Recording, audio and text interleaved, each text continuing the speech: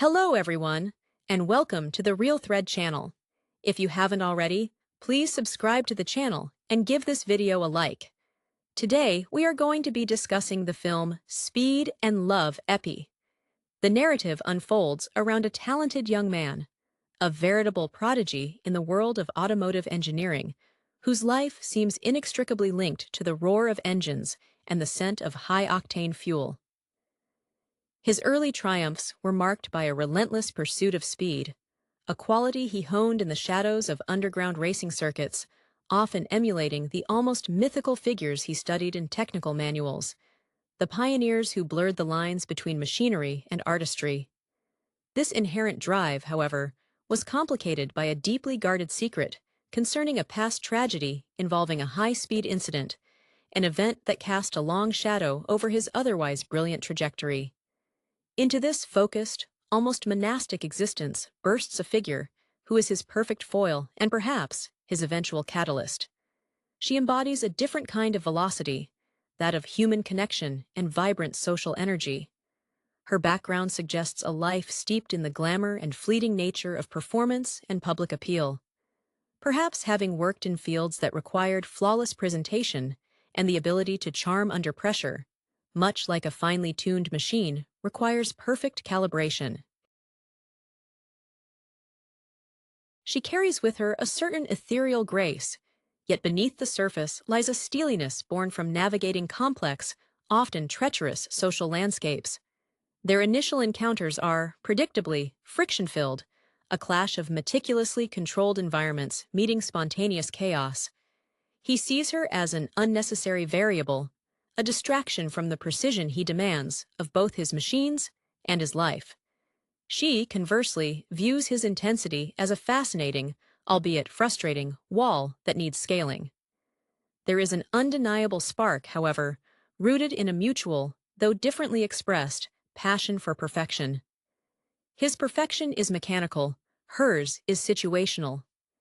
As the plot advances, they are drawn into a high-stakes situation that forces them to collaborate. This collaboration is not merely professional, it becomes intensely personal.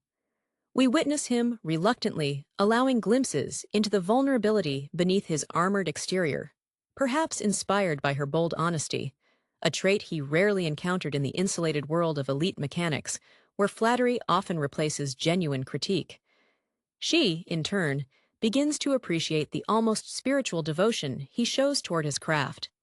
Recognizing that his obsession with controlling speed is ultimately a way of controlling the uncontrollable forces that once shattered his world.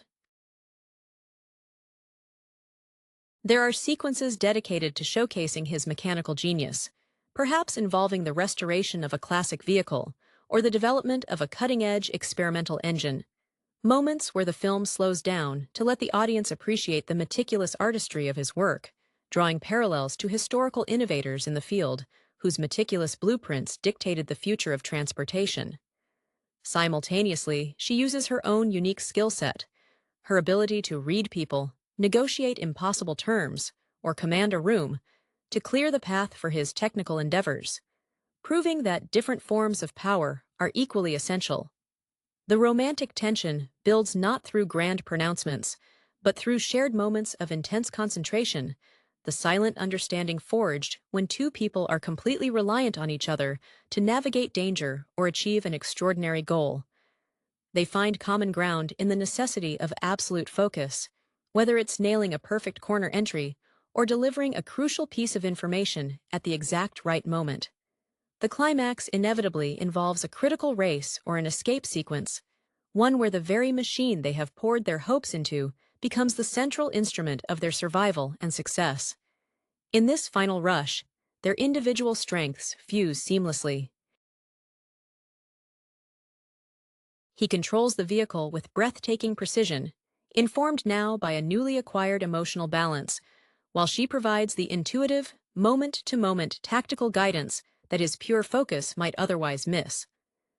The resolution suggests a future where their disparate worlds have finally merged, creating a partnership that is both aesthetically beautiful and functionally robust, a testament to the idea that true speed isn't just about moving fast, but about moving forward together. The young engineer, whose name one might imagine whispered with reverence in hushed garages, possessed an almost unnerving ability to coax phenomenal performance from metal and rubber. One could easily picture him, years prior, poring over schematics left behind by engineering legends, the kind of visionaries who understood that horsepower was less a measurement and more a philosophical statement. His driving force wasn't merely competition. It was a desperate attempt to rewrite a past event, that fateful high-speed incident that perhaps cost him a mentor or a piece of his own youthful innocence, a spectral passenger in every cockpit he occupied. This past trauma manifested as an obsessive need for control, a belief that if every variable was accounted for, disaster could be perpetually deferred. Then came her. She moved through life with the fluid confidence of a seasoned actress hitting her mark every single time. Her professional history likely involved navigating the razor's edge of public scrutiny, perhaps as a brand ambassador for luxury automotive lines, or even managing high-profile events where a single misplaced word could derail millions in contracts. She was the embodiment of controlled charisma, a stark contrast to his mechanical, almost brutalist existence. Initially, he viewed her vibrant social maneuvering as superficial noise, the equivalent of engine knock in a finely tuned system. Yet her persistence was like a perfectly applied wrench, slowly loosening the bolts on his carefully constructed solitude. Their initial clashes were cinematic, sparks flying as readily as metal grinding on metal. He craved the silent language of torque and aerodynamics. She spoke in the nuanced language of human motivation and strategic maneuvering. One remembers a scene where she probably tried to engage him in light banter about an upcoming social function, only for him to respond with a terse summary of the coefficient of drag on his current prototype, utterly missing the social cue. But beneath this abrasive surface lay a mutual, intense yearning for excellence. For him, perfection was quantifiable. For her, it was the ability to orchestrate chaotic elements, be they people, finances, or logistics, into a moment of flawless execution. The narrative truly gained traction when external pressures forced their alignment, perhaps a looming deadline tied to a critical race, or the need to secure crucial, perhaps illegal, sponsorship funding.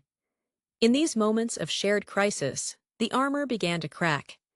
He found himself leaning on her unnerving ability to read the intentions behind a politician's handshake or a rival's smirk, a type of predictive analysis he'd never considered applying outside the realm of predictive maintenance algorithms. Conversely, watching him work, the almost meditative focus as he adjusted valve timings or balanced weight distribution, offered her a glimpse into a world where passion wasn't performative, but foundational. She saw that his quest for speed was a surrogate for control over memory, a way to outrun the echo of the accident. The film undoubtedly dedicates significant screen time to showcasing the tangible magic he creates in the workshop. We see the precise application of heat shields, the agonizing process of achieving perfect panel gaps, echoing the painstaking craftsmanship of early 20th century coach builders who treated automobiles as rolling sculptures. Meanwhile, she is the whirlwind outside the shop, using her polished charm to distract regulatory bodies, charm skeptical investors, or simply run interference against those who wish to sabotage his technical edge. Their respect solidifies not over shared dinners, but over shared exhaustion, the unspoken acknowledgement that the other is operating at a near impossible level of dedication. The emotional crescendo arrives when their collaboration necessitates absolute synchronized trust. It's less about declaring love, and more about realizing they see the world through the same lens of high-stakes necessity. A shared glance across a crowded room, communicating volumes about an impending double cross, becomes their love language. The final race or escape sequence demands everything. He must overcome his deep-seated fear of losing control, trusting his reflexes implicitly, informed now by the steady anchor she provides through the comms. She isn't just navigating, she is his external brain, processing variables too numerous for one person, even one as brilliant as him, to manage while focusing on the apex of a turn. When they ultimately succeed, it's not just the victory of the machine, but the triumph of integration, the realization that the raw, focused power of engineering needs the intuitive, adaptive grace of human connection to truly achieve sustainable velocity in life. They become a beautifully balanced system where emotion and mechanics finally run in perfect harmony. The engineer's dedication bordered on the ascetic. His hands, perpetually stained with grease and smelling faintly of ozone, were capable of miracles. They could coax a dead battery back to life or shave milliseconds off a lap time with the subtle adjustment of a single bolt. His inspiration wasn't just the celebrated names from the history books, those titans of internal combustion. It was the tangible, immediate feedback of the track. Every successful modification was a small act of exorcism against the memory of that past accident, the ghost that haunted the passenger seat. He lived in a self-imposed vacuum where performance metrics were the only valid language, finding solace only in systems that obeyed immutable laws of physics. The woman, by contrast, existed in a perpetual state of optimized performance within the social sphere. Her background likely involved navigating the fickle demands of celebrity or high-stakes sales, where presentation was paramount. She knew how to wear ambition like an evening gown. Her entrance into his world felt like a supernova hitting a meticulously calibrated laboratory. He initially dismissed her expertise as frivolous performance art, the kind of spectacle that distracted from the real work. But she possessed a rare tenacity. She didn't just charm obstacles away, she dismantled them with strategic patience, much like an expert mechanic systematically disassembles an engine to find a hairline fracture. Their initial dynamic was a collision between the purely rational and the inherently emotional. He would deliver technical assessments with the cold precision of a surgeon. She would counter with intuitive leaps about human motivation, often proving more accurate than his computer simulations. There was a noticeable tension every time she entered his workspace, not just because she tracked in dirt from the outside world, but because her very presence demanded he acknowledge the messy, unpredictable nature of human interaction. Yet, even in their sharpest disagreements, perhaps about the necessity of public exposure versus maintaining secrecy, there was an underlying acknowledgement of the other's mastery within their respective domains. The narrative tension tightened as they were forced into deeper interdependence, possibly involving a race against time to complete a revolutionary engine before a powerful corporate entity could steal the patent or sabotage the crucial testing phase. During these grueling, sleepless nights, the engineer's composure began to fray at the edges. He allowed her to see the raw, unedited fear that fueled his obsession, the knowledge that absolute control was an illusion, a lesson learned violently. Her influence was stabilizing. She didn't try to fix his grief, but rather provided a tangible, present focus, compelling him to trust her judgment on matters outside the garage, forcing him to delegate his internal vigilance. She, meanwhile, began to see his mechanical genius as a form of profound, almost religious devotion, understanding that his pursuit of impossible speeds was an attempt to outrun his own mortality. The film would undoubtedly feature breathtaking sequences highlighting his craft. The delicate process of doping carbon fiber, the painstaking alignment of highly sensitive sensors, evoking the detailed dedication of early aviation pioneers obsessed with lightness and strength. Simultaneously, her subplot would showcase her operational brilliance. Maybe she masterfully negotiates a crucial truce with a rival gang leader, providing access to a necessary track, or perhaps she cleverly manipulates financial data to keep the project solvent, employing a form of deception that relies on flawless execution, mirroring his own mechanical precision. Their bond deepened in the shared quiet aftermath of high-pressure winds, realizing that their combined skill set covered every vector of potential failure. The romantic realization wasn't announced with fanfare, but implied through flawless teamwork under duress. They developed a shorthand of looks and clipped sentences that conveyed complex strategic data faster than any radio transmission. The climax, when it came, was a blur of asphalt and adrenaline. In this defining moment, he was forced to surrender a measure of control, relying not on pre-calculated physics alone, but on her real-time, nuanced assessment of external factors.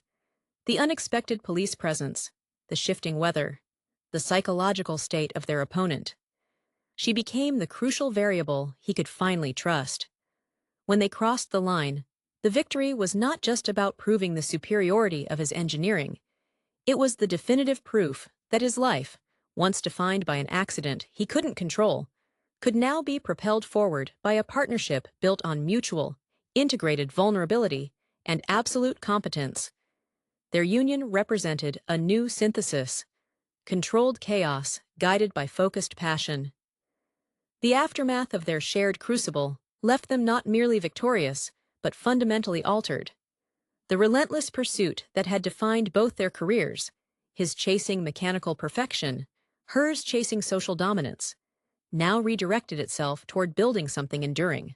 The high-stakes environment that forged their initial bond did not immediately dissipate. Rather, it transformed into a sustainable operational tempo. He found himself naturally integrating her insights into his design philosophy. No longer was the driver just a replaceable component. Now, the human element, the intuitive response she championed, was factored into the very geometry of the chassis, demanding systems that were robust enough to handle sudden, unplanned inputs, both mechanical and emotional. Her presence in the sterile environment of the workshop began to visibly soften the edges of his intense isolation. Where before there were only blueprints tacked to the walls, now there might be a shared coffee mug left near a complex diagnostic screen, a small but profound disruption of his monastic routine. She, in turn, started to appreciate the subtle poetry in his precise measurements, recognizing that his obsession with precision was not about rigidity, but about creating a framework strong enough to support genuine freedom, the freedom to push limits without catastrophic failure. Their conversations often drifted from race strategy to broader life philosophies, the engineer speaking in analogies of stress tolerances and load-bearing points, which she surprisingly understood through the lens of maintaining complex professional relationships. There were moments, however, when the shadows of the past resurfaced, particularly when they considered entering sanctioned, high-profile competitions. The glare of public scrutiny that she navigated with apparent ease represented a profound threat to him. The thought of his work, and by extension his control, being dissected under the scrutiny of official sanctioning bodies was almost paralyzing. This internal conflict often manifested as irritability.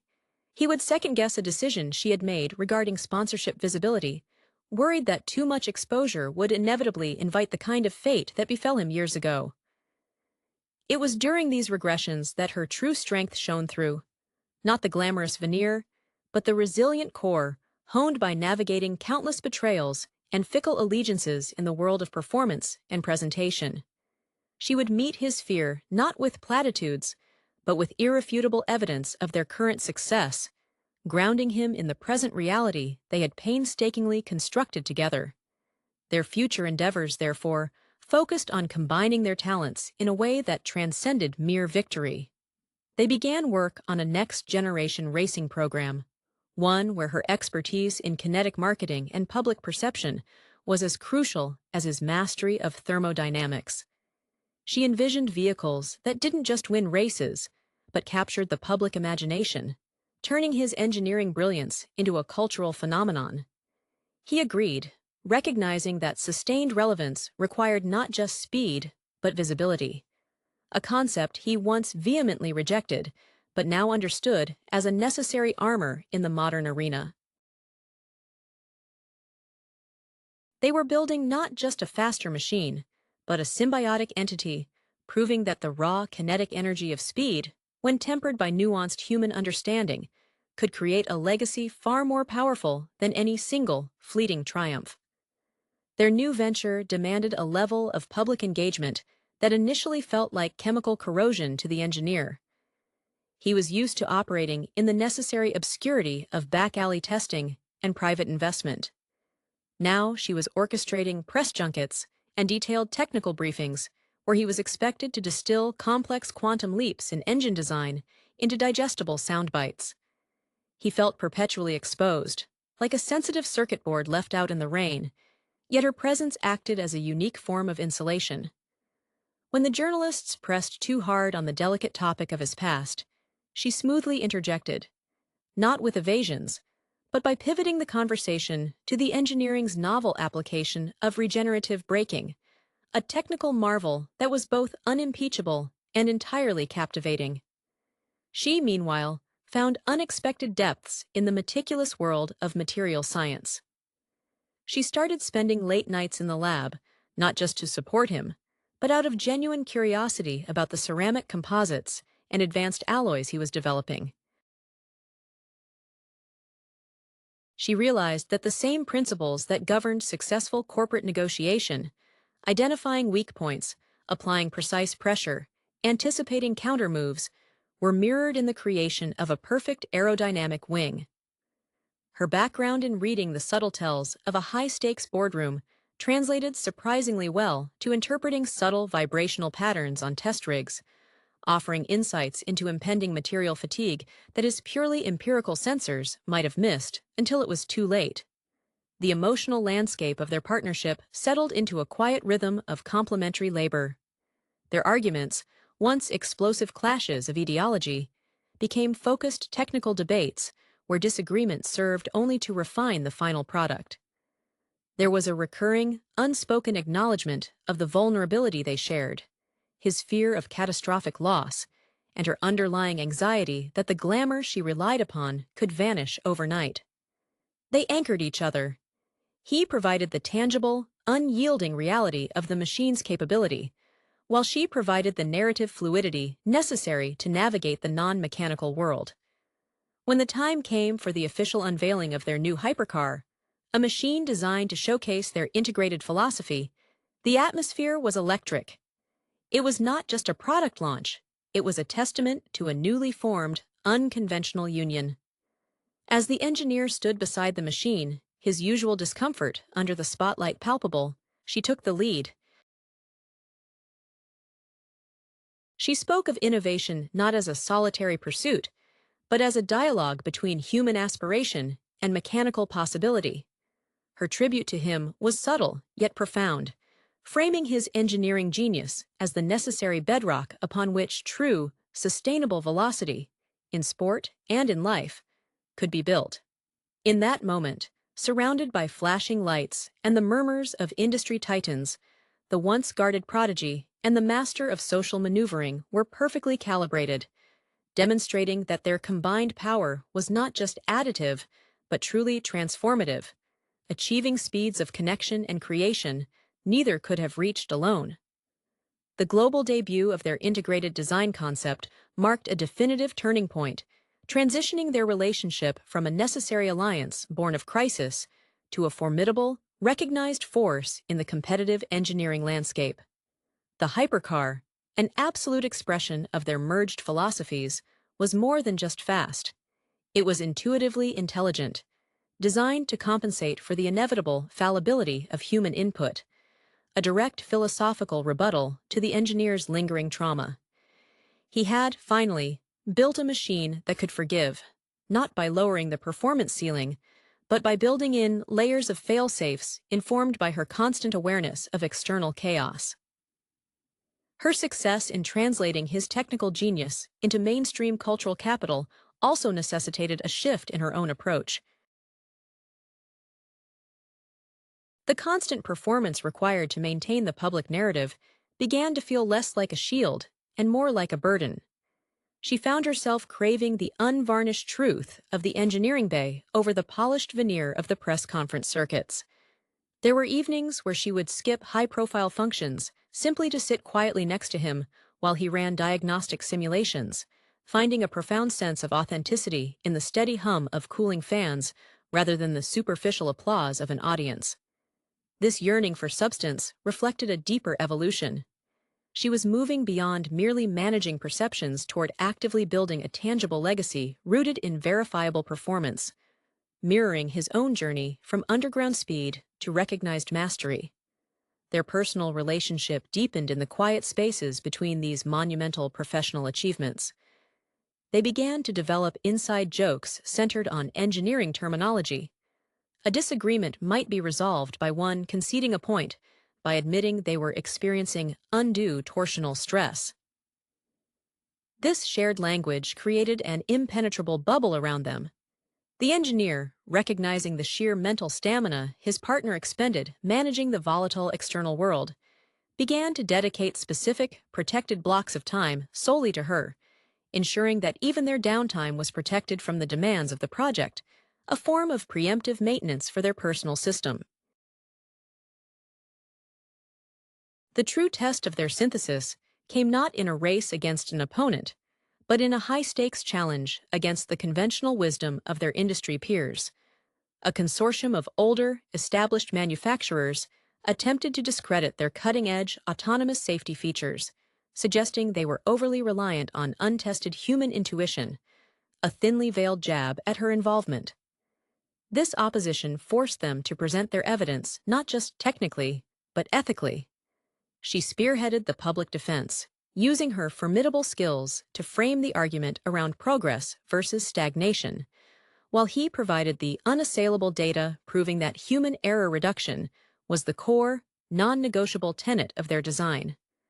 The resulting victory was symbolic. They had not only built a superior machine, but had also successfully engineered the acceptance of a new paradigm, where intuition and cold calculus were inseparable partners in the quest for ultimate velocity.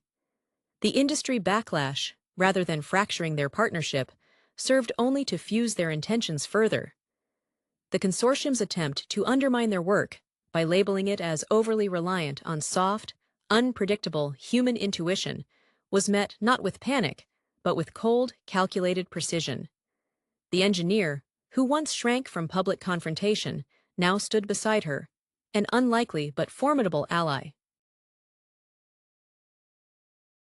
He understood that the attacks were targeted at the perceived weakness, her domain, but he recognized that his machine's cutting-edge, almost sentient safety protocols were only possible because she had forced him to consider the improbable, the scenario the simulation always discarded. He started referring to these advanced systems internally as her intuitive buffers, a term that blended his technical lexicon with an undeniable tribute to her contribution. She, embracing the role of the project's chief advocate, transformed the confrontation into a platform for redefining what high performance meant. She didn't just defend the technology, she reframed the entire concept of speed. True velocity, she argued in a globally televised interview, her gaze steady and unwavering, is not the absolute highest number on the dial. It is the highest number sustained safely over the longest duration, informed by the real-time environment. My collaborator built the engine. I built the framework that allows that engine to trust itself. This articulation was a masterstroke, elevating their project from a mere technical achievement to a philosophical statement on engineering ethics. Their shared professional success bled seamlessly into a deeply intertwined personal life, characterized by an absence of pretense. The engineer no longer needed to perform stoicism. He could exhibit genuine frustration or quiet pride, knowing she understood the immense weight of every decision. He even began to delegate the aesthetic choices for their shared living space, something utterly foreign to his controlling nature, trusting her sense of balance and proportion implicitly. In return, he found ways to integrate his craft into their domesticity, perhaps designing a bespoke, perfectly balanced workstation for her, built from aerospace-grade titanium, demonstrating that his devotion manifested in physical, tangible perfection, even in mundane objects. The final unspoken agreement seemed to be a commitment to perpetual evolution. They realized that stasis was the precursor to failure, in both machinery and relationships. They began looking beyond the immediate racing circuit, their conversations turning towards sustainable energy and next-generation urban mobility solutions, areas where his mastery of physics and her acumen for mass adoption could truly reshape infrastructure. The ghost of the past accident, while never entirely erased, finally seemed to lose its suffocating power.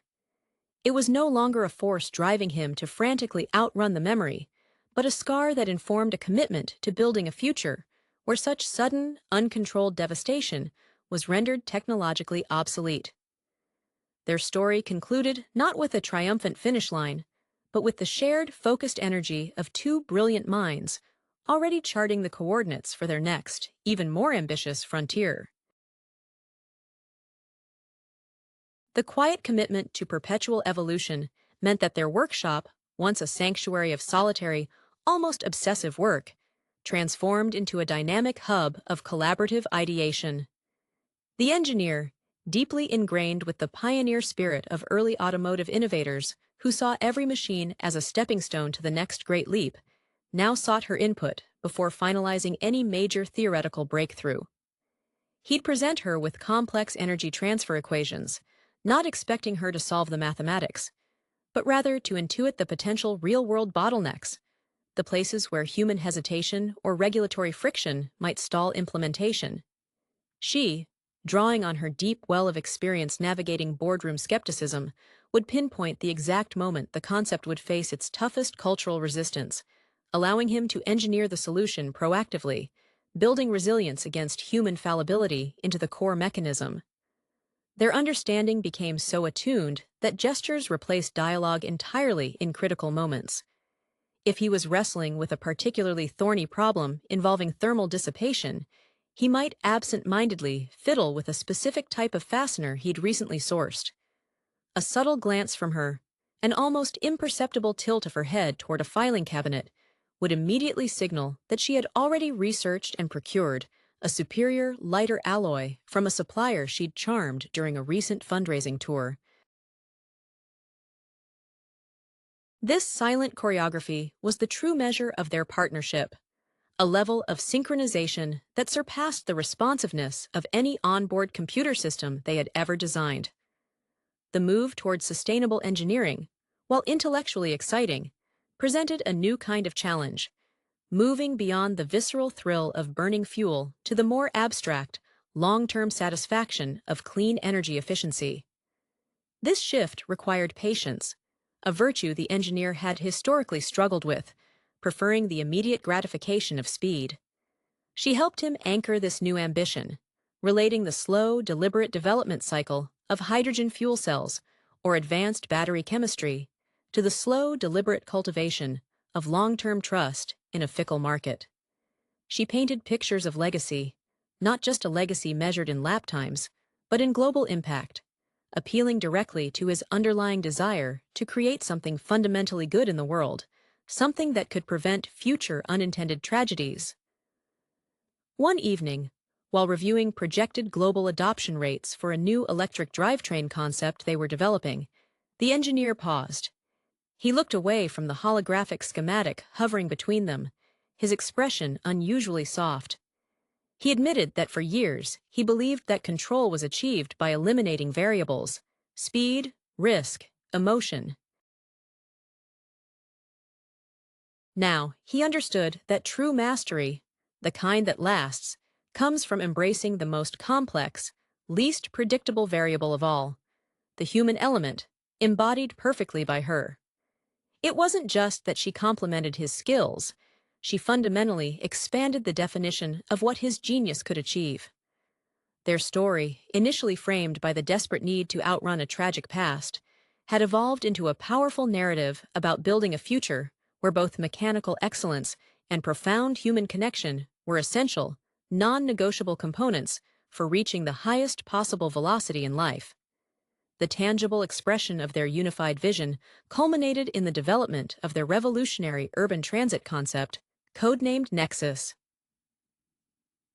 This project was far removed from the adrenaline-soaked world of closed-circuit racing. It demanded an entirely different, yet equally rigorous form of engineering brilliance.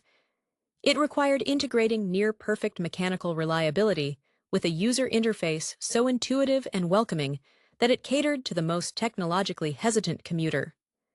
The engineer poured his soul into optimizing energy recapture systems, drawing inspiration from the efficiency studies of early pioneers in electric locomotion, men who understood that saving energy was as vital as generating it. He was no longer just building a fast car. He was architecting movement for the masses. The woman's role in the Nexus initiative was indispensable and multifaceted. She orchestrated the necessary political maneuvers to secure test routes through congested city centers, using her practiced ability to build consensus among disparate municipal bodies. More crucially, she designed the entire passenger experience, ensuring the interiors felt less like sterile transport pods and more like tranquil mobile lounges, a direct counterpoint to the chaos of the city streets outside. She insisted that the ride quality had to be so smooth, so vibration-free, that it actively reduced commuter stress, turning daily travel into a restorative ritual. This focus on emotional comfort in a traditionally cold engineering space was entirely her imprint, a testament to her belief that technology must serve human well-being first. Their working dynamic reached a state of almost telepathic efficiency. In meetings with skeptical investors who demanded immediate returns, she would deploy concise, persuasive narratives about long-term social dividends, while he would calmly present the bulletproof data on maintenance reduction and lifespan expectancy, the hard facts that reassured the fiscally cautious. They moved as one entity, the shield and the spear, the poet and the physicist. This synergy was built upon years of shared high-pressure scenarios, where failure meant not just a lost contract, but a potential crisis, a shared history that bonded them far deeper than any romantic gesture ever could. The ultimate validation of their journey came when the first Nexus fleet was deployed in a major metropolitan area. Watching footage of the silent, efficient vehicles navigating complex intersections with flawless coordination, the engineer felt a different kind of pride, one untainted by the specter of past speed-related devastation. It was the pride of creation that alleviated suffering, not just the thrill of pushing physical boundaries. He realized that the true speed he had always sought was the speed of positive, lasting change. And as he watched his partner effortlessly handle the ensuing global press frenzy, fielding questions with grace and authority, he saw not the ephemeral glamour he once scorned, but the indispensable architecture of a future they were building together, brick by data point, mile by smooth mile. The successful rollout of the Nexus fleet was a quiet yet profound victory, marking the definitive end of their careers as singular competitors and the firm establishment of their identities as visionary architects of integrated systems. The engineer, whose early life was spent trying to mechanically outrun tragedy, now focused on engineering environments where such sudden, catastrophic loss was statistically improbable. His workshops evolved again, shedding the last vestiges of clandestine tuning for the bright, open scrutiny of genuine research and development facilities. He found a deep, abiding satisfaction in the slow, incremental gains of efficiency and longevity, realizing that these measured improvements held far more moral weight than a single, record-breaking lap time. The woman, having successfully translated abstract mechanical genius into tangible public good, found her own center of gravity shifting. The performance art of social maneuvering, while still a necessary tool for navigating bureaucracy, became less of a primary function and more of an occasional, expertly deployed tactic. She began taking on advisory roles in public policy regarding urban infrastructure, using her sharp understanding of mass psychology to advocate for necessary, often unpopular, long-term technological shifts. She recognized that she was no longer just influencing perception. She was shaping the physical environment in which millions of lives unfolded daily, a responsibility far exceeding the fleeting nature of brand endorsements. Their evolving personal dynamic was characterized by a mutual reverence for the other's inherent discipline. They never stopped challenging each other, but the conflict was now constructive, centered on optimizing their next joint endeavor.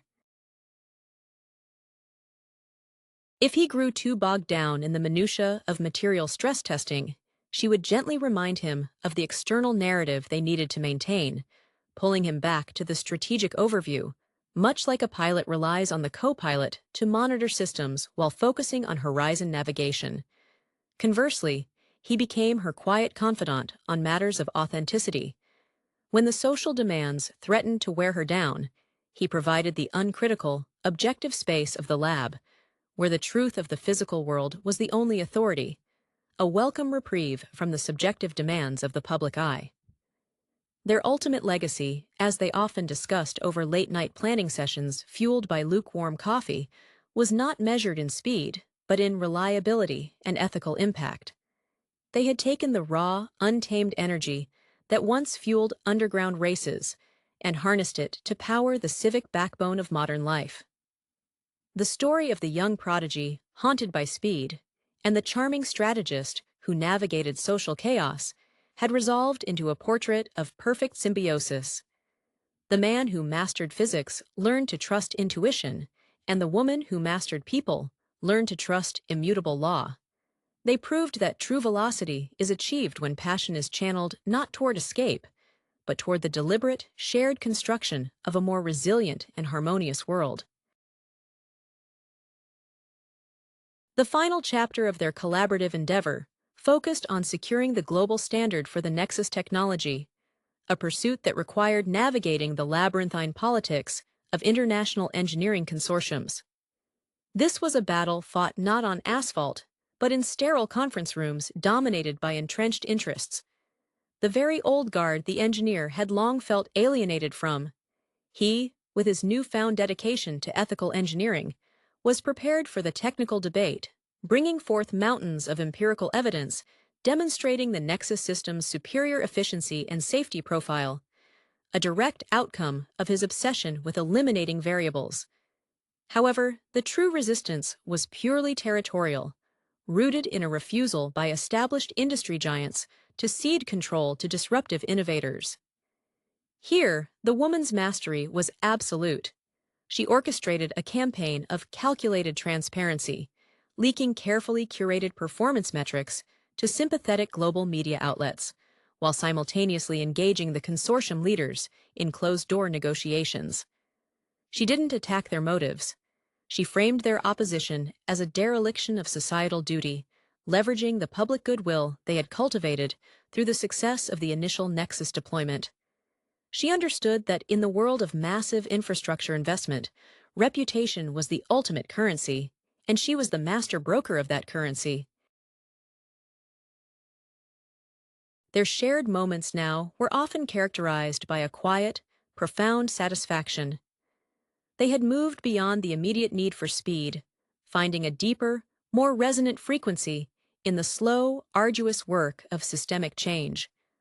On rare evenings spent away from the offices, perhaps visiting a classic car museum, a nod to the engineer's roots, they would observe the evolution of the automobile. He would point out subtle structural weaknesses in early designs, while she would articulate how those early aesthetic choices influenced public perception for decades. They were reading history through the dual lens of engineering and sociology, finding endless fascination in how matter and mind interact across time. The final ratification of the Nexus standard was less a celebration and more a solemn acknowledgement of a mission accomplished. There were no dramatic final races, only the steady, almost invisible hum of thousands of vehicles operating flawlessly across multiple continents, silently proving their integrated philosophy correct. The engineer finally felt free from the relentless pressure to outrun his past. The safety embedded within the systems he built was a continuous, passive form of atonement. He looked at his partner, the force who had taught him that true control was found not in isolation, but in a robust, trusting connection, and understood that their greatest creation was not a machine, but the enduring, finely tuned balance of their own shared velocity. Their journey illustrated that the most powerful force is the deliberate fusion of disciplined intellect and nuanced human insight, creating momentum that lasts long after the initial surge of speed fades. The cinematic endeavor, known as Speed and Love, Epi, presents a fascinating, if somewhat structurally uneven, exploration of ambition, the demanding nature of high-stakes performance, and the delicate dance between professional dedication and personal connection. At its core, the narrative orbits around individuals deeply enmeshed in worlds where precision and speed are not mere metrics, but existential necessities. The protagonist, whose trajectory mirrors the relentless drive, often seen in competitive motorsports or elite technical fields, embodies the modern archetype of the passionate expert. Their commitment often borders on the obsessive, a trait frequently lauded in biographical portrayals of individuals like Michael Schumacher or even boundary-pushing engineers, where the margin for error is infinitesimal. The film cleverly juxtaposes the external veneer of effortless mastery with the internal churning of relentless practice and self-doubt. This duality is particularly resonant when considering the inspirations informing the production design and pacing. One can sense echoes of early 1990s high-octane thrillers, where the adrenaline was palpable. Yet this iteration seems more concerned with the psychological cost of that speed. The pacing, much like a finely tuned engine, accelerates and decelerates with deliberate intent, emphasizing moments of focused calm before explosive action sequences. The evolution of the secondary characters provides the necessary counterweight to the protagonist's singular focus. Their arcs often explore the challenges faced by those supporting a genius or a prodigy, the strain placed on relationships when one partner's career demands an almost superhuman level of sacrifice. If we consider the implied background of the actors, or the influences cited by the director, there's often a clear reverence for established traditions in action cinema, perhaps nodding toward the nuanced character work found in films showcasing virtuoso musicians or surgeons, where the pressure to perform flawlessly transcends mere entertainment value. The film's thematic preoccupation with love, often presented through fractured or fleeting moments, serves as the necessary anchor against the centrifugal force of speed and ambition. It suggests that true sustainability in such demanding fields is impossible without a grounding human element.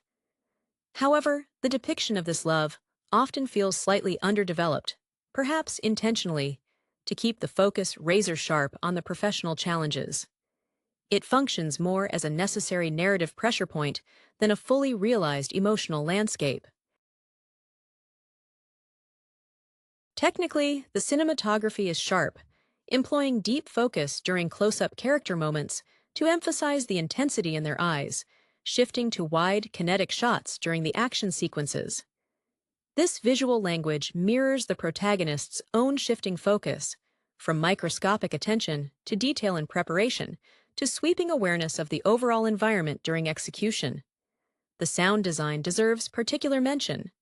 The meticulous layering of mechanical noises, overlaid with a pulsing, often synthesized score, creates an atmosphere thick with tension. It communicates the visceral reality of operating at the edge of possibility, drawing the viewer directly into the machine's vibration and the character's heightened sensory perception. Ultimately, Speed and Love, Epi succeeds not just as a spectacle of velocity, but as a commentary on the personal calibration required when dedicating one's life to achieving perfection in motion. The emotional landscape painted by Speed and Love Epi is one of constant negotiation between control and chaos. The protagonist, let us call them the driver, exhibits a near-pathological need for order when preparing, meticulously arranging tools or reviewing telemetry data, a behavior reminiscent of celebrated athletes whose pre-game rituals border on superstition. This intense focus, however, often masks a profound vulnerability, a fear that any lapse in concentration will unravel not just the immediate task, but the entire edifice of their carefully constructed identity. The early career moments hinted at in brief flashbacks show a raw, almost reckless talent, unburdened by the weight of expectation that now clearly defines their present state. This contrasts sharply with the composed, almost stoic facade presented to sponsors and the press, suggesting a deeply internalized performance extending beyond the track or the operational theater. The supporting players, particularly the chief engineer or the on-site manager, often carry the burden of translation, interpreting the driver's near-infallible demands into actionable reality. These figures are the unsung heroes of high-performance endeavors, whose own quiet triumphs are never given the spotlight afforded to the person executing the ultimate maneuver. Their dedication is less about personal glory and more about maintaining the integrity of the system surrounding the star. There is a palpable sense of fatigue in their interactions, the quiet acknowledgement that they too are running on borrowed time and adrenaline, functioning within the driver's high-octane ecosystem. The romantic interest, when introduced, often serves less as a partner and more as an unexpected variable that the driver struggles to compute. Their attempts to bridge the gap between the driver's specialized world and ordinary life are frequently met with the latter's inability to downshift their mental processing speed.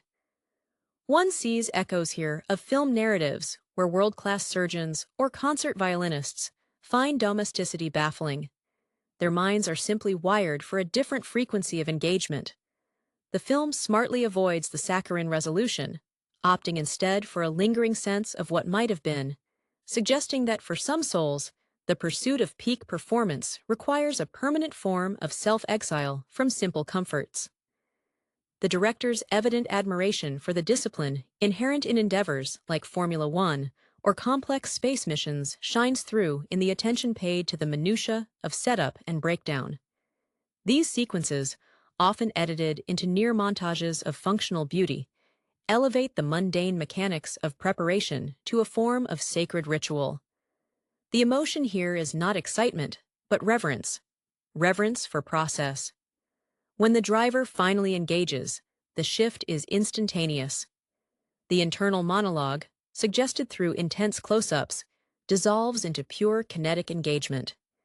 It is in these moments that the film captures the true essence of flow state, where the individual transcends mere execution and becomes an extension of the machine itself, a perfect synthesis of human will and mechanical capability. The film leaves the audience with the lingering impression that this level of achievement is inherently unsustainable, a spectacular, beautiful burnout rather than a career path. The sustained intensity of Speed and Love epi is rooted in its commitment to depicting the psychological friction generated when extraordinary talent collides with absolute necessity. The driver's internal monologue, though rarely articulated overtly, is a constant hum of statistical analysis and immediate contingency planning. We sense the weight of sponsorship obligations not as external pressures imposed by boardroom decisions, but as internalized benchmarks the driver sets for themselves, viewing every fraction of a second lost as a betrayal of the investment made in their potential. This self-imposed rigor echoes the detailed regimen seen in the lives of Olympic athletes, where years of single-minded focus culminate in a few critical minutes of performance. The emotional toll of maintaining this perfection manifests subtly, perhaps in a slight tremor of the hand when resting, or the inability to maintain eye contact for too long, suggesting that sustained focus on the external environment has eroded the capacity for easy engagement with the internal world of others. The crucial relationship dynamics are less about grand romantic gestures and more about shared understanding of the operational reality. The engineer, often the closest confidant, shares a nonverbal language with the driver, communicating complex mechanical anxieties through brief glances across crowded pit lanes or encrypted data exchanges. Their bond is forged in mutual respect for precision, a shared loathing of sloppiness. When conflict arises, it is rarely about personal slights, but about deviations from the agreed-upon standard of excellence. This professional intimacy is often more profound and enduring within the narrative than the attempts at conventional romance, highlighting a thematic argument that true connection in extreme pursuits is found among those who speak the same demanding dialect. The film's visual language reinforces this dichotomy between the controlled and the explosive. During moments of high-speed sequences, the color palette often desaturates slightly, emphasizing the stark contrast between the neon glow of instrumentation and the blurred backdrop of the world rushing past. This desaturation symbolizes the driver's subjective experience, the world outside their immediate operational focus becoming indistinct noise. Conversely, scenes depicting reflection or conversation are bathed in warmer, richer tones, perhaps suggesting the lost world of normalcy the driver is constantly opting out of.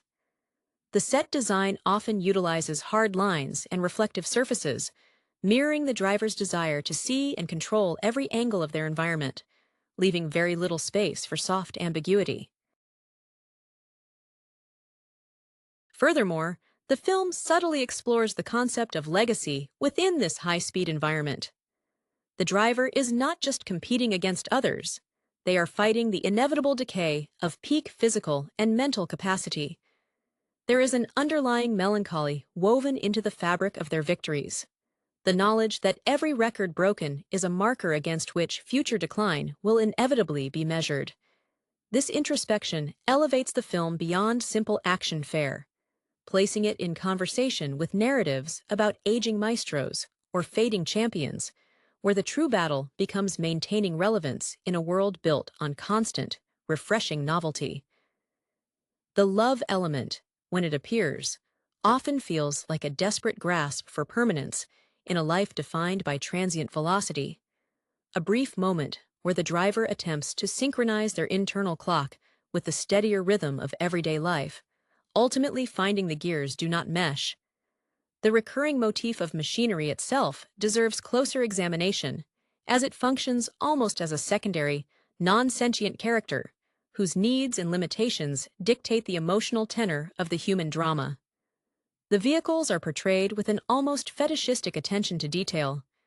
The gleam of polished carbon fiber, the precise calibration of suspension, the intricate complexity of the engine block, serving as a visual metaphor for the protagonist's own, highly complex, tightly wound internal mechanisms. When the machinery performs flawlessly, the driver experiences a fleeting moment of spiritual unity. The human mind and the engineered device become one seamless instrument of purpose. Conversely, the slightest mechanical anomaly, a stutter in the transmission, a drop in oil pressure, triggers an immediate and disproportionate emotional spike in the driver, revealing their profound dependency on flawless external systems to manage internal instability. This mirrors the documented psychology of highly skilled technicians or musicians whose instruments are extensions of their very selves. Damage to the tool is perceived as physical harm. This dependency creates a fascinating power dynamic between the driver and the maintenance crew. While the driver commands the field, the crew holds the keys to functionality. Their interactions often convey a silent understanding that the driver's ego, built on speed, is entirely conditional upon the crew's meticulous, often invisible, labor. This aspect of the narrative subtly critiques the star system prevalent in many professional disciplines, exposing the fragile foundation upon which perceived invincibility rests. The emotional payoff in scenes where the crew successfully resolves a catastrophic, last-minute technical issue is often more satisfying than the actual race victory, because it represents a triumph of collaborative intelligence over brute force or singular talent. The film handles the theme of risk with a measured ambiguity. It is not just the risk of physical harm that haunts the edges of the narrative, but the risk of artistic failure, the risk that the performance, no matter how prepared, will fall short of the myth the driver has cultivated. This fear fuels the need for control, leading to moments where the driver overprepares to the point of self-sabotage, attempting to engineer away all variables, including the unpredictability inherent in life itself.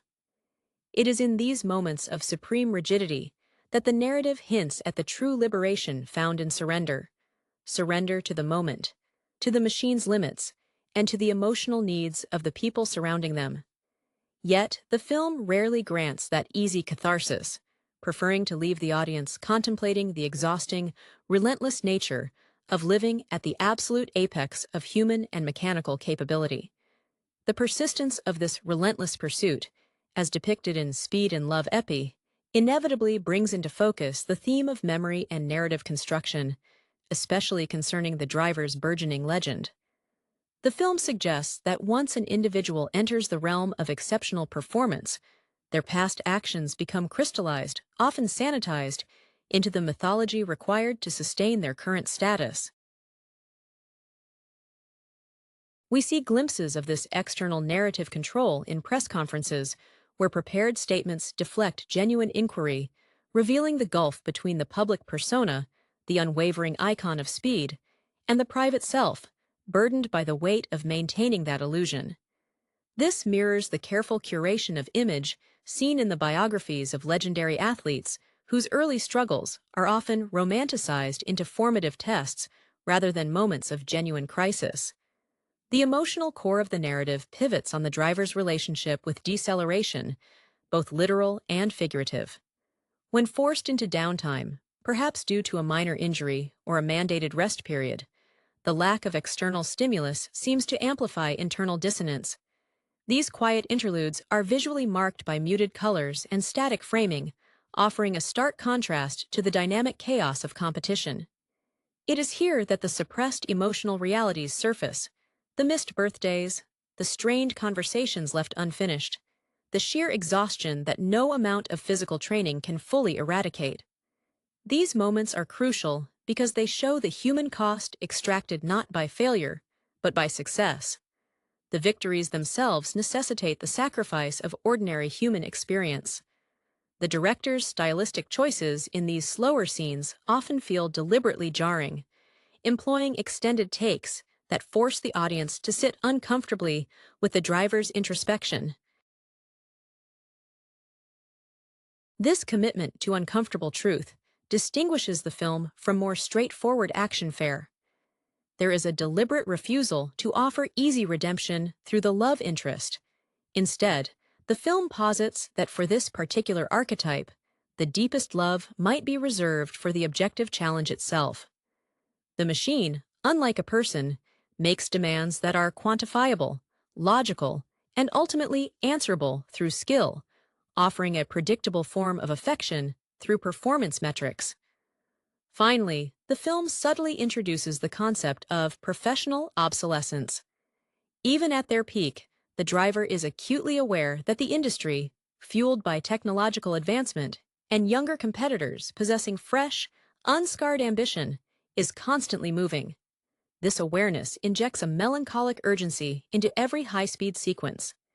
It is not merely about winning the next event, but about postponing the inevitable moment when their reactions slow by a millisecond, or when a new generation fails to recognize their established dominance. Speed and Love, EP, is thus a powerful, albeit sometimes exhausting, meditation on the temporary nature of mastery when pitted against the unforgiving forward march of time and technology.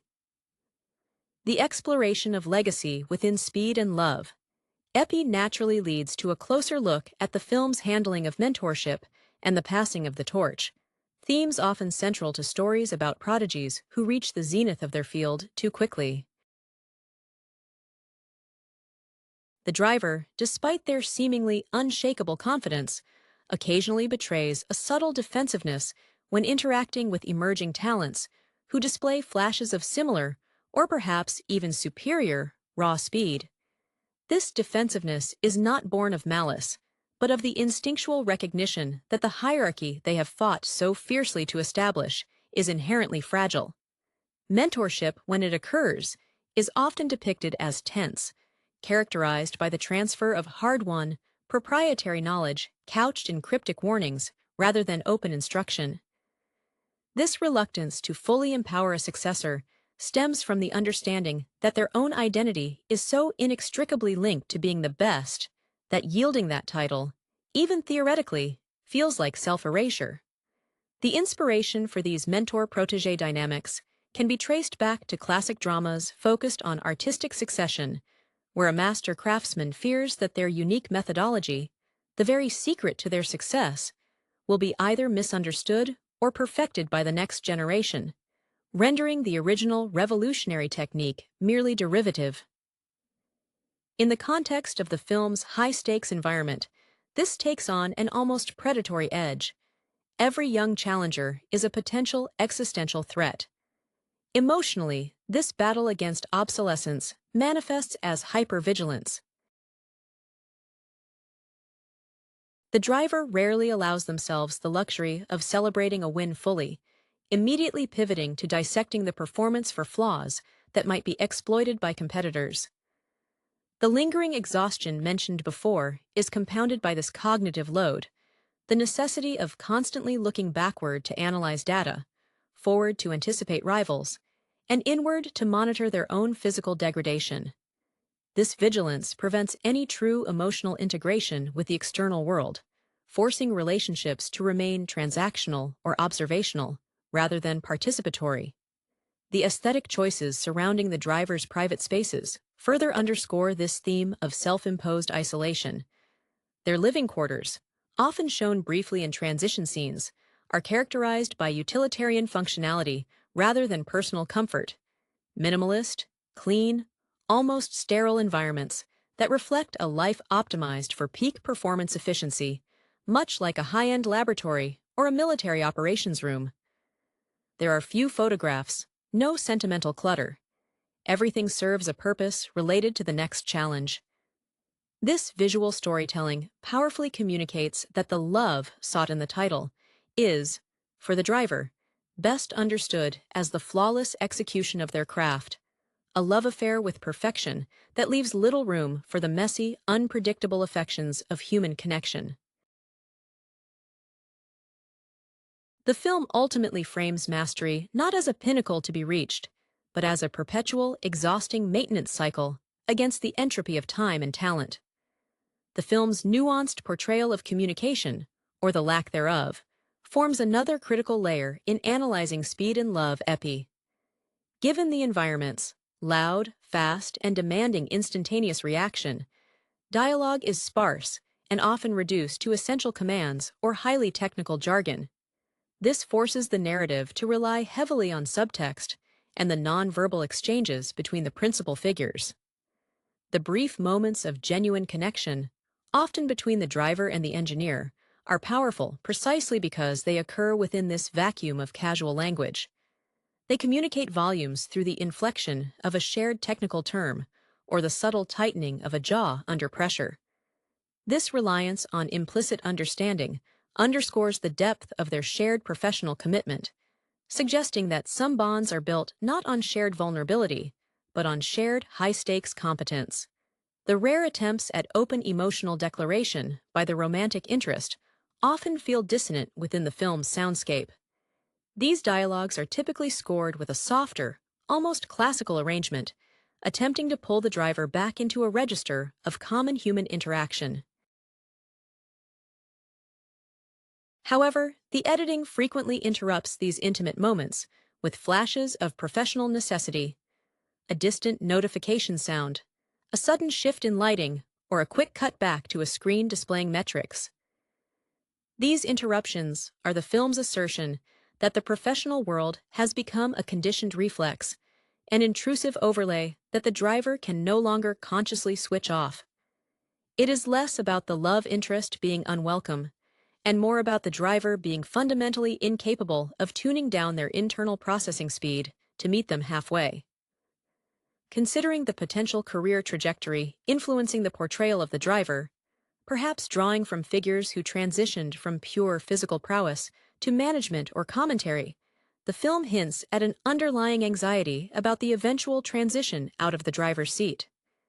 This anxiety fuels the current obsession with winning everything now, before the window closes.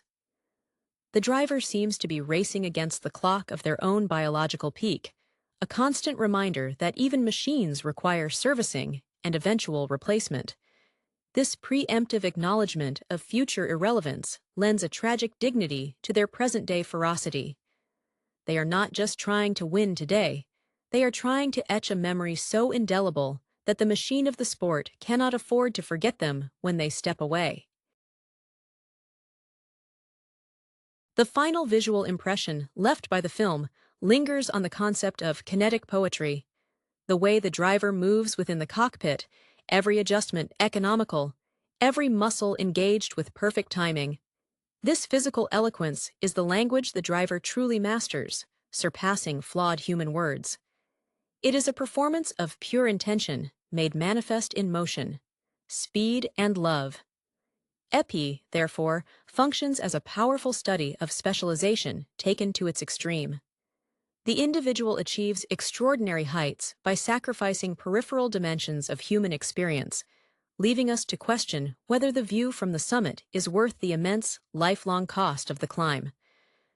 The persistent tension in speed and love, Epi, is amplified by the film's deliberate ambiguity regarding success and failure in the broader context of life. Victory on the track, or in the field of operation, provides a temporary salve for the driver's deep-seated anxieties, but the narrative consistently denies the audience a clear, unambiguous moment of holistic contentment. This avoidance of easy resolution suggests a belief, perhaps shared by the director, that true eminence in such specialized domains necessitates a permanent state of dissatisfaction, a condition where the achievement of one goal merely reveals the next, more daunting obstacle. The momentary elation after a successful run quickly dissipates, replaced by the analytical need to immediately deconstruct the victory for weaknesses, a cycle that traps the protagonist in a perpetual state of anticipatory stress. This cyclical pressure impacts the driver's perception of time itself. For them, time is not linear but elastic. It contracts agonizingly during moments of required waiting or reflection, and expands into a terrifyingly swift blur during peak performance. This distorted temporal experience is visually reinforced through editing choices that sometimes seem to skip crucial transitional beats, mirroring how the driver's own mind discards mundane moments. This narrative device creates a sense of temporal displacement, subtly alienating the driver from characters whose lives operate on a more conventional, steady pace. It hints at the profound psychological shift required to inhabit a world where microseconds hold the weight of careers, a world that is fundamentally out of sync with general society. The film's secondary exploration of inspiration often revolves around the idea of inherited burdens or established paradigms. The driver is not operating in a vacuum. They are consciously or unconsciously measured against past legends of their discipline. This forces a confrontation with the concept of originality versus perfection within a highly constrained field. Can true innovation occur when the margins are so tight, or is the ultimate achievement simply the most perfect iteration of an existing formula? The driver's struggle appears to be less about rewriting the rules and more about flawlessly executing them under increasingly extreme conditions, suggesting a deeper, almost spiritual respect for the established order of their profession, despite the personal toll it exacts. The emotional arc, if one can define it as such, moves toward a form of acceptance of this isolating condition. In the film's later stages, the driver stops fighting the friction between their professional demands and personal desires. Instead, they begin to inhabit the friction itself as their natural state of being. The moments of love become redefined, shifting from potential romantic connection to the profound, almost primal bond with the process. The engines roar, the data flow, the absolute concentration required.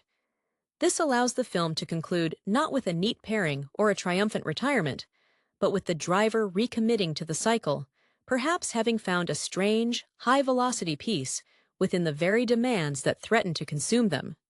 It's a sobering portrait of dedication, where the career is the core relationship, and all other attachments are peripheral, transient variables. The film's visual language frequently employs extreme close-ups on the driver's hands, not just while manipulating controls, but during moments of supposed repose, resting on a steering wheel between practice runs, or gripping a coffee mug too tightly in a silent team meeting. These moments are carefully lit to catch the subtle tension in the tendons and the slight roughness acquired from relentless physical demand, serving as visual biomarkers of the toll taken by peak performance. This granular focus on the physical instrument, the body, reiterates the idea that the driver is, in essence, another highly specialized piece of equipment that requires constant tuning and risks mechanical failure. The inspiration here draws heavily from cinematic biographies of dancers or classical instrumentalists, where the body is both the medium and the masterpiece, and any minor injury is a potential career-ending tragedy. Moreover, the film masterfully uses ambient noise to illustrate the driver's psychological isolation. In crowded social settings, or during moments intended to be light-hearted team celebrations, the background sound mix often remains subtly dominated by the low thrum of idling engines or the high-pitched whine of cooling systems from the adjacent garage. This auditory persistence signifies that the driver's sensory baseline has been permanently calibrated to the operational zone. They are physically present in the mundane world, but acoustically, they remain tethered to the high-revving reality they inhabit professionally. This technique effectively walls off the driver from easy camaraderie, making every interaction an effort of conscious translation. The characterization of the rival, a younger competitor who represents the cutting edge of both technology and raw, unjaded ambition, serves as a vital foil. This rival is not portrayed as overtly antagonistic, but rather as an inevitable force of nature, a representation of the forward trajectory the driver is desperately trying to outrun. Their interactions are marked by a chilling professional courtesy, a mutual acknowledgement of the other's skill, overlaid with the predatory necessity of overtaking. This dynamic allows the film to explore the complex morality of gatekeeping in elite fields. Is it necessary to suppress the next wave to preserve one's own relevance? Or is that suppression merely another form of self-preservation against the terror of being superseded? Ultimately, speed and love. Epi suggests that the love component, if it exists at all, is found not in reconciliation with the outside world, but in the perfect alignment between self and task. It is a love affair with flawless execution, an almost religious devotion to conquering the physics of motion. The narrative does not offer redemption through domesticity. It offers catharsis through speed. The final sustained sequence, often a near-abstract display of velocity and control, becomes the film's thesis statement. For this archetype, contentment is temporary, but perfect performance is an eternal, if fleeting, state of grace achieved through absolute control over chaos. The narrative's dedication to examining the internal architecture of ambition is further illuminated by its sparse but pointed use of flashback sequences, which function less as sentimental recollections and more as psychological case studies. These glimpses into the driver's formative years suggest that the current hyperfocus was not an accident of career choice, but a deeply ingrained necessity developed early on, perhaps spurred by a pivotal moment of perceived failure or inadequacy that the driver has spent their entire career attempting to erase through accumulated victories.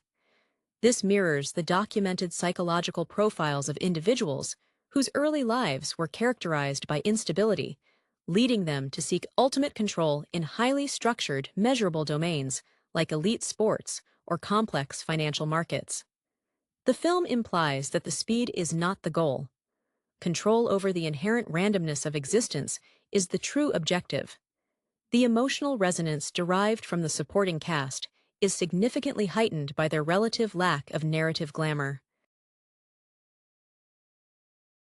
The logistics manager, or the dedicated public relations specialist, often existing in the periphery of the high-speed action, provide the crucial human context for the driver's almost inhuman performance requirements.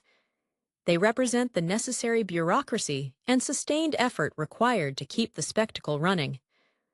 Their reactions to the driver's sudden demands or moods, a quick intake of breath, an immediate change of posture, are vital cinematic clues, revealing the micro-adjustments they must make to maintain the system's equilibrium.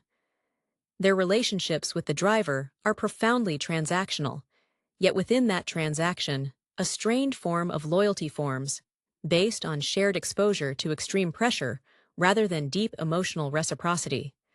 The theme of authenticity versus artifice permeates the film's depiction of technological integration.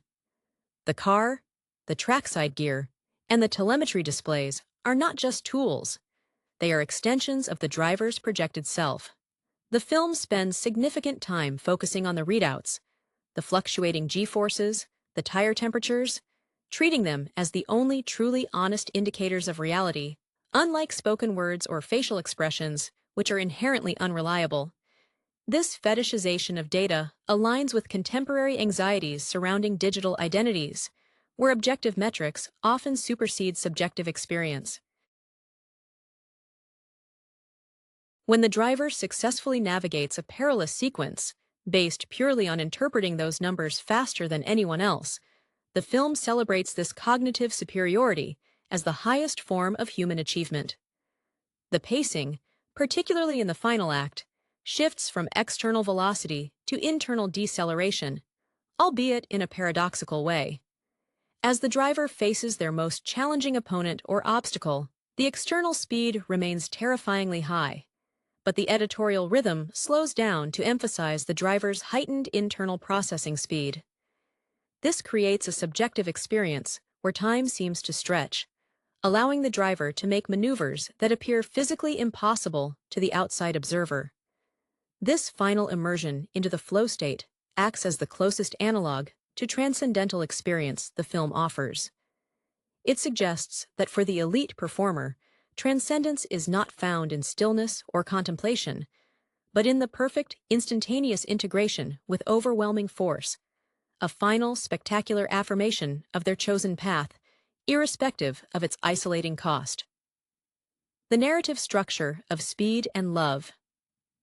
Epi subtly weaves in the corrosive influence of constant surveillance, a necessary evil in any sport demanding such minute levels of optimization. Every practice lap, every team meeting, every private moment communicated via encrypted channels is logged, analyzed, and potentially weaponized by rivals or scrutinized by sponsors. This pervasive digital gaze reinforces the driver's paranoia regarding control. The fear is not just about making a visible mistake, but about having an internal hesitation or a moment of weakness captured and digitized, forever entering the permanent record of their performance profile. This constant awareness of being watched forces the driver into an even more rigorously guarded psychological space, where spontaneity is treated as a dangerous vulnerability. The emotional strain of this enforced transparency often manifests in the driver's sleep patterns, briefly alluded to in haunting, fragmented sequences set in sterile hotel rooms overlooking brightly lit international tracks. The driver is depicted as frequently waking in a state of high arousal, adrenaline still coursing, mistaking the silence for a sudden, catastrophic systems failure. These scenes are drenched in blue, artificial light, symbolizing a life lived perpetually under the harsh glare of objective assessment, devoid of the softness of natural darkness or unguarded rest. The few belongings visible in these rooms, perhaps a single worn piece of equipment or a technical manual, underscore the idea that their entire existence has been streamlined to serve the immediate professional need, stripping away the biographical elements that define ordinary human identity. The relationship with the engineer deepens under the pressure of this surveillance. The engineer becomes the trusted filter, the one person whose assessment of telemetry is taken as absolute truth, precisely because they share the same high standards and are equally invested in maintaining the operational secrecy. Their shared silences in the telemetry room are thick with unspoken trust and mutual exhaustion. When the engineer does speak, Their pronouncements are often delivered with the detached cadence of a computer readout, an attempt to mirror the driver's own coping mechanism, reducing complex emotional realities to manageable data points.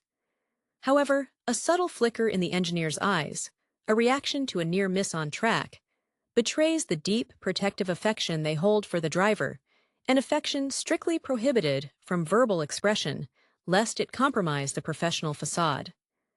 The film uses the sound design during moments of high-stakes negotiation with sponsors or the media to deliberately create a sense of sensory overload, contrasting sharply with the purity of the cockpit experience. Here, voices overlap, camera flashes are harsh, and the carefully constructed calmness of the driver seems paper-thin, moments away from shredding under the cacophony of external expectation. This contrast powerfully illustrates the central conflict.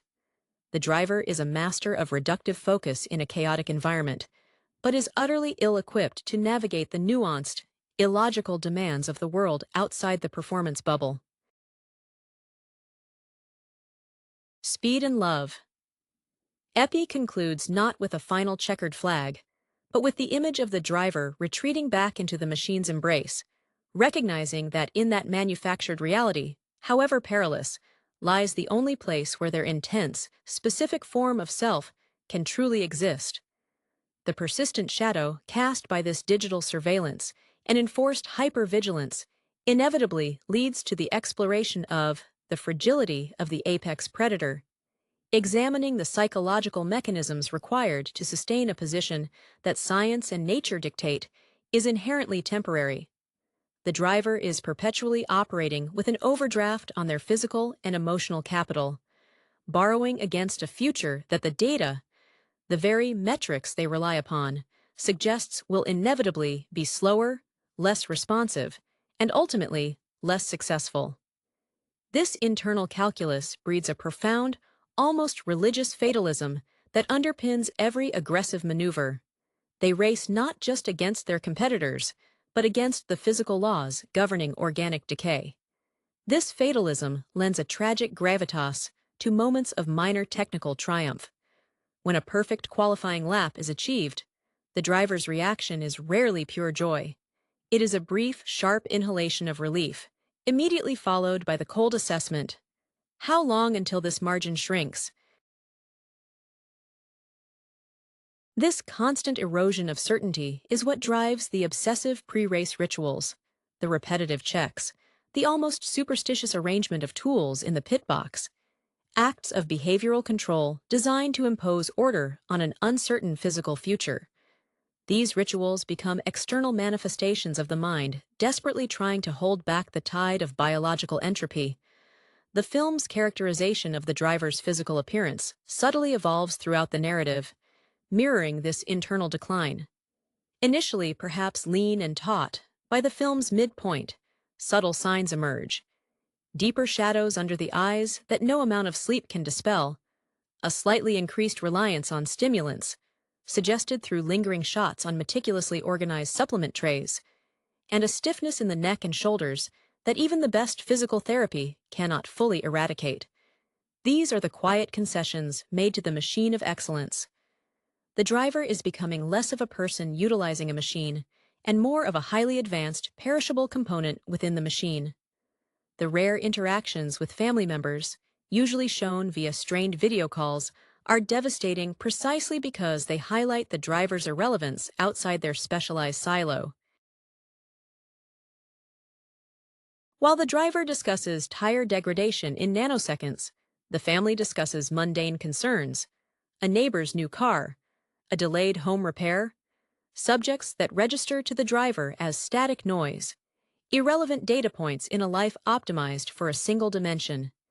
These calls invariably end abruptly, often initiated by the driver under the pretense of an urgent strategy meeting, when in reality, they simply cannot maintain the cognitive dissonance required to inhabit two realities simultaneously. The film posits that true commitment to the apex demands a severance from the grounding connections that sustain ordinary human well-being, suggesting that the isolation is not a side effect of success, but a prerequisite for it. Hello, everyone, and welcome to the Real Thread channel. If you haven't already, please subscribe to the channel and give this video a like. Today, we are going to be discussing the film Speed and Love Epi. The narrative unfolds around a talented young man, a veritable prodigy in the world of automotive engineering, whose life seems inextricably linked to the roar of engines and the scent of high-octane fuel. His early triumphs were marked by a relentless pursuit of speed, a quality he honed in the shadows of underground racing circuits, often emulating the almost mythical figures he studied in technical manuals, the pioneers who blurred the lines between machinery and artistry. This inherent drive, however, was complicated by a deeply guarded secret concerning a past tragedy involving a high-speed incident, an event that cast a long shadow over his otherwise brilliant trajectory. Into this focused, almost monastic existence bursts a figure who is his perfect foil and perhaps his eventual catalyst. She embodies a different kind of velocity, that of human connection and vibrant social energy. Her background suggests a life steeped in the glamour and fleeting nature of performance and public appeal. Perhaps having worked in fields that required flawless presentation and the ability to charm under pressure, much like a finely tuned machine, requires perfect calibration. She carries with her a certain ethereal grace, yet beneath the surface lies a steeliness born from navigating complex, often treacherous social landscapes. Their initial encounters are, predictably, friction-filled, a clash of meticulously controlled environments meeting spontaneous chaos. He sees her as an unnecessary variable, a distraction from the precision he demands of both his machines and his life. She, conversely, views his intensity as a fascinating, albeit frustrating, wall that needs scaling. There is an undeniable spark, however, rooted in a mutual, though differently expressed, passion for perfection. His perfection is mechanical, hers is situational. As the plot advances, they are drawn into a high-stakes situation that forces them to collaborate. This collaboration is not merely professional, it becomes intensely personal. We witness him reluctantly allowing glimpses into the vulnerability beneath his armored exterior, perhaps inspired by her bold honesty, a trait he rarely encountered in the insulated world of elite mechanics, where flattery often replaces genuine critique. She, in turn, begins to appreciate the almost spiritual devotion he shows toward his craft. Recognizing that his obsession with controlling speed is ultimately a way of controlling the uncontrollable forces that once shattered his world.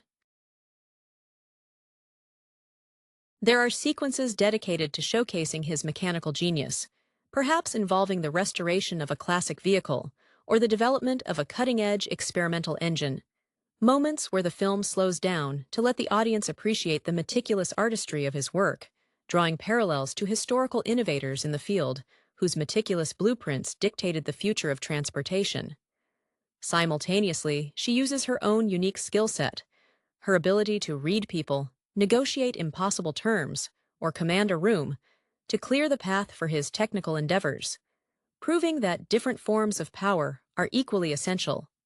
The romantic tension builds not through grand pronouncements, but through shared moments of intense concentration, the silent understanding forged when two people are completely reliant on each other to navigate danger or achieve an extraordinary goal.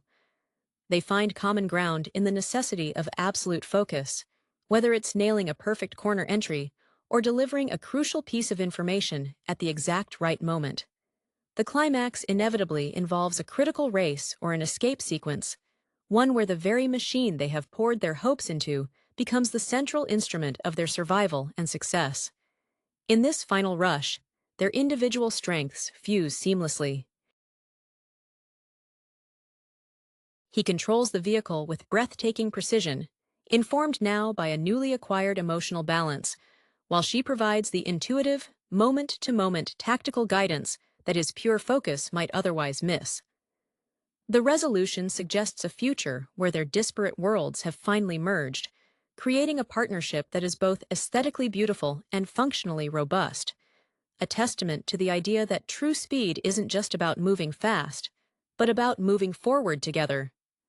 The young engineer, whose name one might imagine whispered with reverence in hushed garages, possessed an almost unnerving ability to coax phenomenal performance from metal and rubber. One could easily picture him, years prior, poring over schematics left behind by engineering legends, the kind of visionaries who understood that horsepower was less a measurement and more a philosophical statement. His driving force wasn't merely competition. It was a desperate attempt to rewrite a past event, that fateful high-speed incident that perhaps cost him a mentor or a piece of his own youthful innocence, a spectral passenger in every cockpit he occupied. This past trauma manifested as an obsessive need for control, a belief that if every variable was accounted for, disaster could be perpetually deferred. Then came her. She moved through life with the fluid confidence of a seasoned actress hitting her mark every single time. Her professional history likely involved navigating the razor's edge of public scrutiny, perhaps as a brand ambassador for luxury automotive lines, or even managing high-profile events where a single misplaced word could derail millions in contracts. She was the embodiment of controlled charisma, a stark contrast to his mechanical, almost brutalist existence. Initially, he viewed her vibrant social maneuvering as superficial noise, the equivalent of engine knock in a finely tuned system. Yet her persistence was like a perfectly applied wrench, slowly loosening the bolts on his carefully constructed solitude. Their initial clashes were cinematic, sparks flying as readily as metal grinding on metal. He craved the silent language of torque and aerodynamics. She spoke in the nuanced language of human motivation and strategic maneuvering. One remembers a scene where she probably tried to engage him in light banter about an upcoming social function, only for him to respond with a terse summary of the coefficient of drag on his current prototype, utterly missing the social cue. But beneath this abrasive surface lay a mutual, intense yearning for excellence. For him, perfection was quantifiable.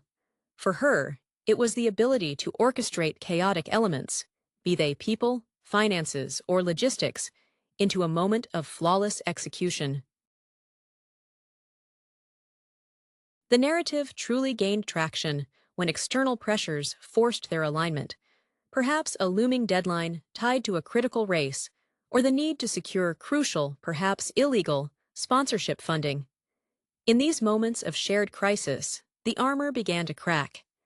He found himself leaning on her unnerving ability to read the intentions behind a politician's handshake or a rival's smirk, a type of predictive analysis he'd never considered applying outside the realm of predictive maintenance algorithms.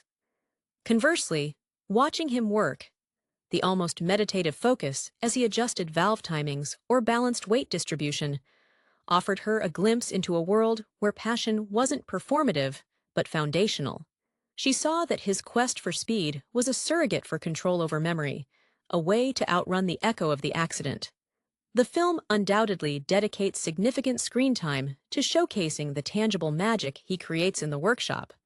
We see the precise application of heat shields, the agonizing process of achieving perfect panel gaps, echoing the painstaking craftsmanship of early 20th century coach builders who treated automobiles as rolling sculptures. Meanwhile, she is the whirlwind outside the shop, using her polished charm to distract regulatory bodies, charm skeptical investors, or simply run interference against those who wish to sabotage his technical edge. Their respect solidifies not over shared dinners, but over shared exhaustion, the unspoken acknowledgement that the other is operating at a near impossible level of dedication. The emotional crescendo arrives when their collaboration necessitates absolute synchronized trust. It's less about declaring love, and more about realizing they see the world through the same lens of high-stakes necessity. A shared glance across a crowded room, communicating volumes about an impending double cross, becomes their love language. The final race or escape sequence demands everything. He must overcome his deep-seated fear of losing control, trusting his reflexes implicitly, informed now by the steady anchor she provides through the comms. She isn't just navigating, she is his external brain, processing variables too numerous for one person, even one as brilliant as him, to manage while focusing on the apex of a turn. When they ultimately succeed, it's not just the victory of the machine, but the triumph of integration, the realization that the raw, focused power of engineering needs the intuitive, adaptive grace of human connection to truly achieve sustainable velocity in life. They become a beautifully balanced system where emotion and mechanics finally run in perfect harmony. The engineer's dedication bordered on the ascetic. His hands, perpetually stained with grease and smelling faintly of ozone, were capable of miracles. They could coax a dead battery back to life or shave milliseconds off a lap time with the subtle adjustment of a single bolt. His inspiration wasn't just the celebrated names from the history books, those titans of internal combustion. It was the tangible, immediate feedback of the track. Every successful modification was a small act of exorcism against the memory of that past accident, the ghost that haunted the passenger seat. He lived in a self-imposed vacuum where performance metrics were the only valid language, finding solace only in systems that obeyed immutable laws of physics. The woman, by contrast, existed in a perpetual state of optimized performance within the social sphere. Her background likely involved navigating the fickle demands of celebrity or high-stakes sales. Where presentation was paramount, she knew how to wear ambition like an evening gown. Her entrance into his world felt like a supernova hitting a meticulously calibrated laboratory. He initially dismissed her expertise as frivolous performance art, the kind of spectacle that distracted from the real work. But she possessed a rare tenacity. She didn't just charm obstacles away, she dismantled them with strategic patience, much like an expert mechanic systematically disassembles an engine to find a hairline fracture. Their initial dynamic was a collision between the purely rational and the inherently emotional. He would deliver technical assessments with the cold precision of a surgeon. She would counter with intuitive leaps about human motivation, often proving more accurate than his computer simulations. There was a noticeable tension every time she entered his workspace, not just because she tracked in dirt from the outside world, but because her very presence demanded he acknowledge the messy, unpredictable nature of human interaction. Yet, even in their sharpest disagreements, perhaps about the necessity of public exposure versus maintaining secrecy, there was an underlying acknowledgement of the other's mastery within their respective domains. The narrative tension tightened as they were forced into deeper interdependence, possibly involving a race against time to complete a revolutionary engine before a powerful corporate entity could steal the patent or sabotage the crucial testing phase. During these grueling, sleepless nights, the engineer's composure began to fray at the edges. He allowed her to see the raw, unedited fear that fueled his obsession, the knowledge that absolute control was an illusion, a lesson learned violently. Her influence was stabilizing. She didn't try to fix his grief, but rather provided a tangible, present focus, compelling him to trust her judgment on matters outside the garage, forcing him to delegate his internal vigilance. She, meanwhile, began to see his mechanical genius as a form of profound, almost religious devotion, understanding that his pursuit of impossible speeds was an attempt to outrun his own mortality. The film would undoubtedly feature breathtaking sequences highlighting his craft. The delicate process of doping carbon fiber, the painstaking alignment of highly sensitive sensors, evoking the detailed dedication of early aviation pioneers obsessed with lightness and strength. Simultaneously, her subplot would showcase her operational brilliance. Maybe she masterfully negotiates a crucial truce with a rival gang leader, providing access to a necessary track, or perhaps she cleverly manipulates financial data to keep the project solvent, employing a form of deception that relies on flawless execution, mirroring his own mechanical precision. Their bond deepened in the shared quiet aftermath of high-pressure winds, realizing that their combined skill set covered every vector of potential failure. The romantic realization wasn't announced with fanfare, but implied through flawless teamwork under duress. They developed a shorthand of looks and clipped sentences that conveyed complex strategic data faster than any radio transmission. The climax, when it came,